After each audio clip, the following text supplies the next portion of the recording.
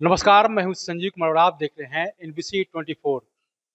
कांग्रेस के प्रदेश अध्यक्ष केशव कमलेश महतो ने भाजपा पे जबरदस्त रूप से हमला किया है। उनका स्पष्ट कहना है कि जो भी लाठीचार्ज हुआ है और सिंधु कानू के जो परिवार को शहादत दिवस पे जो है पुष्पांजलि करने नहीं दिया गया, इसको लेकर इन्होंने स्पष्ट कहा कि ये भाजपा की जो है सोची समझी साजिश के तहत किया गया है। उनका कहना है कि ये जो है झारखंड के पूर्व मुख्यमंत्री हैं चंपई सोरेन और एक एमएलसी हैं, पूर्व एमएलए हैं। उनके द्वारा ये सोची समझी साजिश के तहत उनके परिवार को शहादत दिवस में पुष्पांजलि करने से रोक दिया गया। तो कहीं न कहीं जो झारखंड के मुख्यमंत्री हैं अभी दिल्ली में हैं, तो इसको लेकर के जो इस तरह के जो भाजपा के द्वारा जो साजिश किया गया है, इस पे जो है स्पष्ट करना है कि इसकी जांच होगी। क्या कुछ कह रहे हैं, पहले आप सुनिए। हम लोगों के लिए एक बहुत ही ऐतिहासिक दिन है। हूल दिवस, क्रांति दिवस, स्वतंत्रता आंदोलन के कालखंड में सर्वप्रथम हमारे संथालपना के भोगनाडी में 60,000 की संख्या में जो संथाल इकट्ठा हुए थे और अंग्रेजों के अत्याचार शोषण के खिलाफ आवाज बुलंद की थी और उसी जिन लोगों को बाद में फांसी के तख्ते पर लटका दिया गया, उन अमर शहीदों को मैं सर्वप्रथम नमन करता हूं, उनके प्रति उनको श्रद्धा सुमन अर्पित करता हूं, श्रद्धांजलि देता हूं। और आज मैं देश के प्रधानमंत्री से यह मांग करता हूं कि जिस तरह से बंगाल प्रोविंस में पहले हमारा बिहार, बंगाल, उड़ीसा एक था, वहां के हवाई अड्डा को नेताजी सुभाष चंद्र बोस मुझे खून दो मैं आजादी दूंगा जो नारा लगाए थे, उसके बाद हमारा उड़ीसा अलग हुआ तो वहां बिजू पटनायक के नाम से वो हवाई अड्डा का निर्माण हुआ। फिर पुनः हमारे बगल में राउरकेला से आगे झारसुगड़ा में वीर सुरेंद्र सोय के नाम से हुआ। हमारा बिहार अलग हुआ तो वहां हमारे जयप्रकाश भाई पटेल के, जयप्रकाश नारायण के नाम से संपूर्ण क्रांति जिन्होंने शुरुआत की थी, जयप्रकाश नारायण के नाम से हवाई अड्डा का नामकरण हुआ। हमारा रांची हवाई अड्डा हमारे यहाँ के महान सपूत क्रांतिवीर बिरसा मुंडा के नाम से हुआ।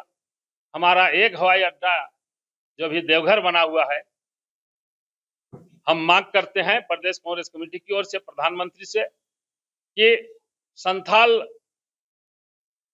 के विद्रोहियों के सम्मान के लिए जिन्होंने अंग्रेजों के खिलाफ, उनके अत्याचार और शोषण के खिलाफ प्रथम आवाज उठाई थी, जल जंगल जमन की रक्षा के लिए, उनके नाम पर देवघर हवाई अड्डा का नामकरण किया जाए।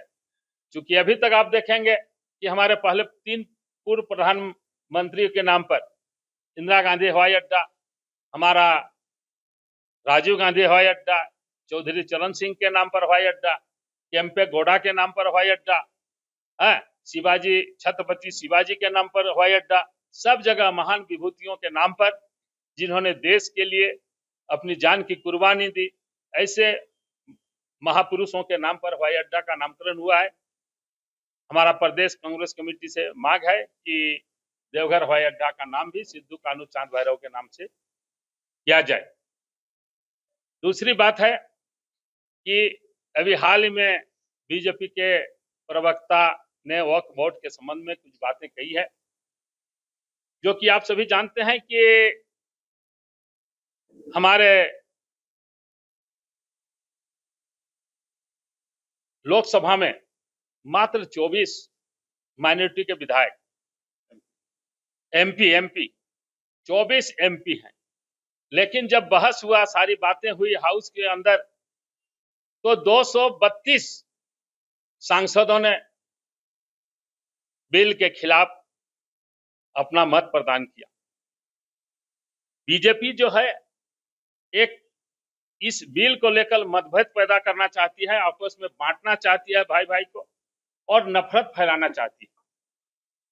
ये जो मुसलमानों को उनके व्यक्तिगत कानून और संपत्ति के अधिकार से वंचित करने का एक हथियार है। यह बिल संविधान पर हमला है। यह कदम सिर्फ मुसलमानों को ही निशाना बनाकर किया जा रहा है, लेकिन भविष्य में दूसरे समुदाय पर भी यह आंच आएगी और संविधान के धार्मिक स्वतंत्रता के अधिकार जो है आर्टिकल 25 का उल्लंघन है। इस तरह से आप देखेंगे कि बराबर इसके संबंध में विभिन्न प्रकार की बातें भाजपा के लोगों के द्वारा, उनके प्रवक्ताओं के किया जा रहा है। मैं विस्तार पूर्वक आप लोगों से बात करने के लिए हमारे कार्यकारी अध्यक्ष श्री शाहजादा अनवर से अपना वक्तव्य रखने का अनुरोध करता हूं। भारतीय जनता पार्टी के प्रवक्ता ने हमारे विपक्ष के जो नेता, कांग्रेस पार्टी के नेता और विशेष करके नाम उन्होंने एक तरह से इशारा किया इमरान प्रतापगढ़ी जी के बारे में। इमरान प्रतापगढ़ी जी आज के दिन में देश के अंदर में कांग्रेस पार्टी में और राष्ट्रीय राजनीति में राजनीतिक नक्षत्र में धूमकेतु के तरह चमकने वाला एक सितारा है। इमरान प्रतापगढ़ी जब राज्यसभा के अंदर में पार्लियामेंट में बोलते हैं तो लाखों और करोड़ों की तादाद में लोग उनको सुनते हैं और बाहर में जलसों में बोलते हैं, सभाओं में बोलते हैं तो उनको सुनते हैं। कम उदाहरण है कि देश के अंदर में इतने कम समय में कोई राजनेता ने पब्लिक के साथ में इतनी अच्छी तरह से कनेक्ट करने का काम किया है। तो हम ये कहना चाहेंगे भारतीय जनता पार्टी के नेताओं को कि अपनी निष्ठा प्रदर्शित करने के लिए अनर्गल प्रलाप करना बंद करें। वक्फ अमेंडमेंट एक्ट जो मूल भावना है संविधान का, समानता के अधिकार का, अकलियतों को उनका अधिकार देने का, इसका अनादर करने का काम किया है और निश्चित तौर पर हम लोग आखिरी दम तक इसका विरोध हम करेंगे। और बरगलाने की बात, भारतीय जनता पार्टी जिसको अजान से विरोध है, नमाज से विरोध है, अकलियतों के विकास से विरोध है, और वो भारतीय जनता पार्टी जिसके पास में पार्लियामेंट में ना लोकसभा में एक सदस्य है, राज्यसभा में एक आध दो थे, उनका भी कार्यकाल पूरा हो गया, खत्म हो गया। राष्ट्रीय राजनीति में जो ऑफिस बेरर एक आध उनके बचे हुए थे, उनको भी उन्होंने समाप्त किया। किस मुंह से ऐसे लोग बोलते हैं?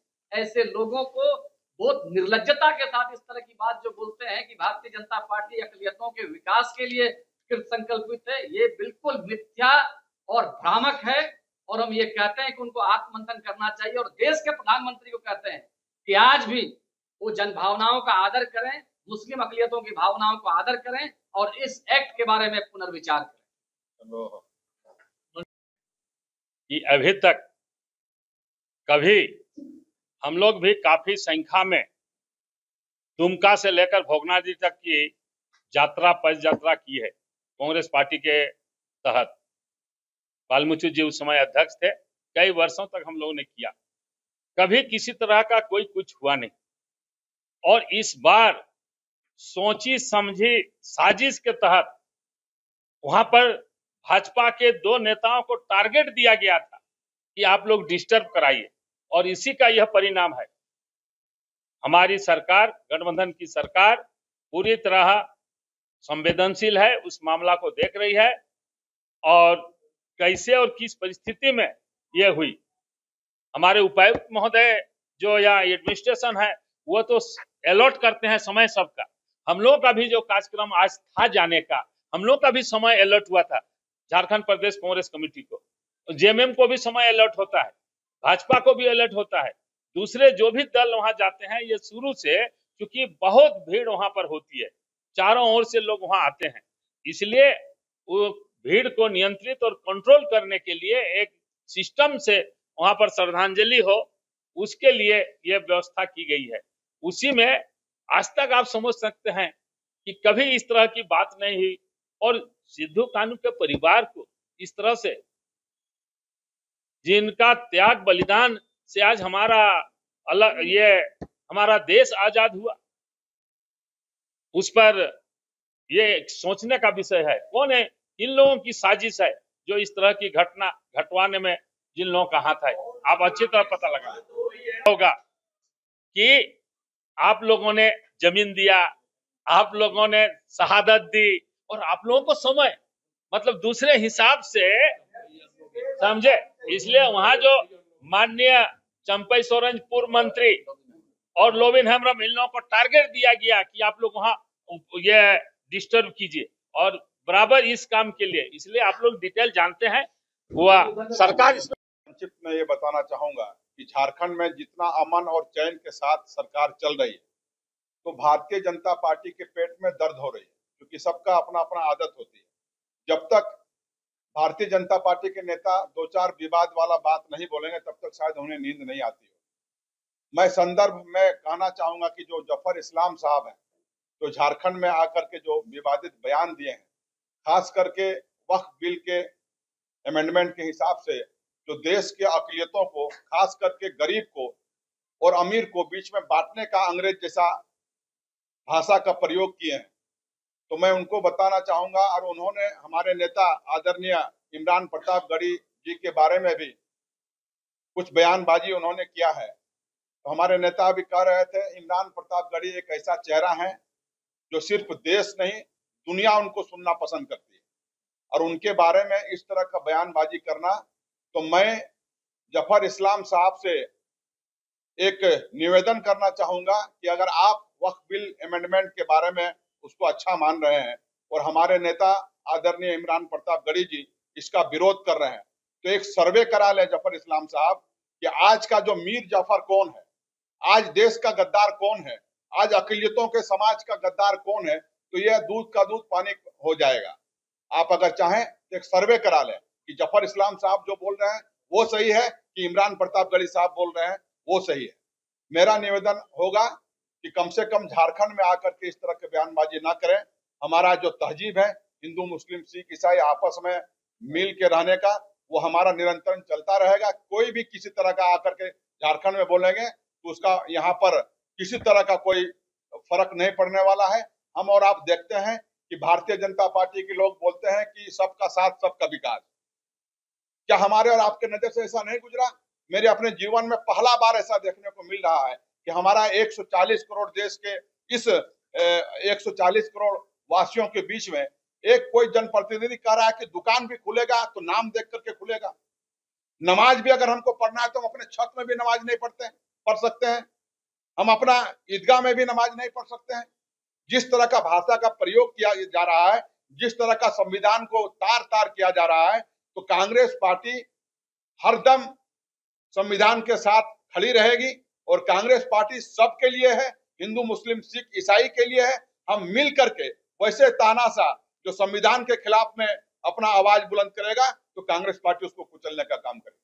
धन्यवाद। तो आपने सुना कि स्पष्ट रूप से कहना है कि इस घटना की जांच होगी और ये जो दोनों दोषी हैं इन पे जरूर से जरूर कानूनी कार्रवाई की जाएगा। इसके साथ साथ उन्होंने एक दूसरे मामले को लेकर कहा कि जिस तरह से पूरे झारखंड में कई ऐसे एयरपोर्ट हैं जैसे बिरसा मुंडा हैं, तो देवघर जो एयरपोर्ट का नाम है सिंधो कानू के नाम से किया जाए, इसी को लेकर के जो है केंद्रीय सरकार से मांग किए हैं। इसके अलावा जो है वक्फ बोर्ड कानून को लेकर के जो स्पष्ट शब्दों में जो है कांग्रेस के प्रभारी हैं शहजादा आलम जी हैं, इनका कहना है कि जफर इस्लाम जो भाजपा के राष्ट्रीय प्रवक्ता हैं उनके द्वारा जो है झारखंड में आते हैं और इमरान प्रतापगढ़ी चूँकि कांग्रेस के राष्ट्रीय अल्पसंख्यक के अध्यक्ष हैं, उन पे ऊपर जो है कटाक्ष किया जाता है।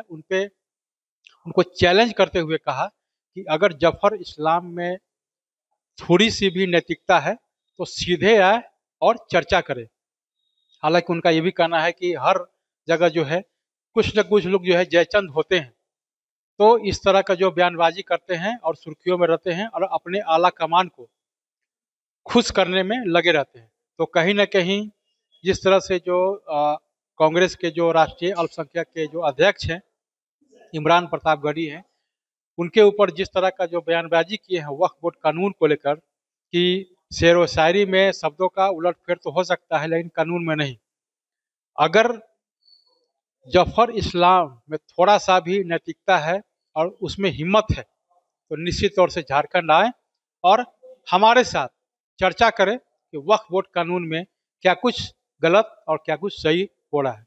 कैमरामैन अंकित के साथ मैं संजीव कुमार।